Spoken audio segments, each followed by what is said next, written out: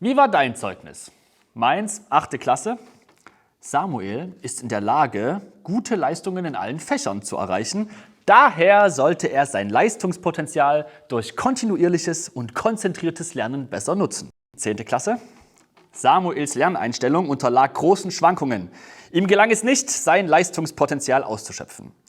Um die Sekundarstufe 2, die Oberstufe, erfolgreich abschließen zu können, sollte Samuel seine Lerneinstellung grundlegend ändern. Ich will wirklich denen gratulieren, bei denen das Zeugnis gut ist. Also wirklich herzlichen Glückwunsch, du hast dich angestrengt und du hast was erreicht. Das ist super. Ich will auch allen denen zurufen, bei denen es vielleicht ungefähr so wie bei mir so 8., 9., 10. Klasse aussah. Du bist mehr als deine Noten. Du bist auch mehr als die Einschätzung deiner Lehrerin oder Lehrer. Nein, du bist gut genug.